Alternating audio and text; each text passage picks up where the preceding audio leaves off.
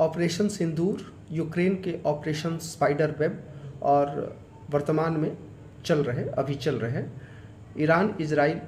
युद्ध ने यह रेखांकित किया है कि किस प्रकार झुंड में यानी स्वाम्स में भेजे गए ड्रोन, स्वाम ड्रोन्स जिनको बोला जाता है, स्वाम ड्रोन्स पारंपरिक सेनाओं के सामने उल्लेखनीय चुनौतियां रखते हैं और इनसे निपटने के पारंपरिक तरीके राजस्व को सूख कर उस देश को प्रकारांतर से आर्थिक क्षति पहुंचाते हैं और इनसे निपटने के सस्ते तरीके हमें यानी देशों को विकसित करने होंगे, विशेष करके भारत ने तो सस्ते तरीके विकसित कर भी लिए हैं, जैसा कि आगे की वीडियोस में हम देखेंगे। अब सामान्यतः होता यह है कि एक सस्ता सा ड्रोन $1000 का मिल सकता है, $15,000 का भी हो सकता है, $20,000 का भी हो सकता है, लेकिन उससे निपटने में तकरीबन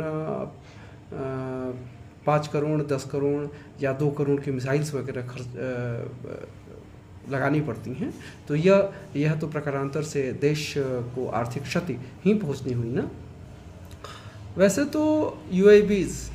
यानी अनमैन्ड एरियल व्हीकल्स के उपयोग का इतिहास द्वितीय विश्व युद्ध और कोरियाई युद्ध तक पीछे जाता है,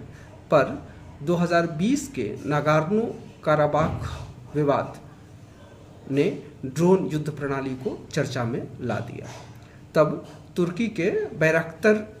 TB2 और इजराइल के हारोप ड्रोन का उपयोग कर अजरबैजान,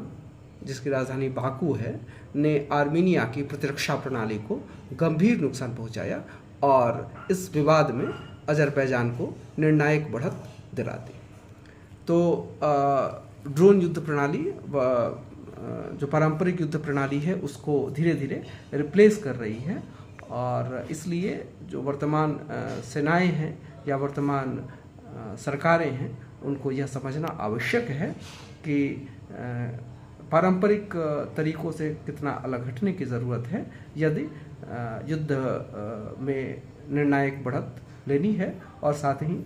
आर्थिक साधनों पर भी बहुत अधिक दबाव नहीं डालना है तो।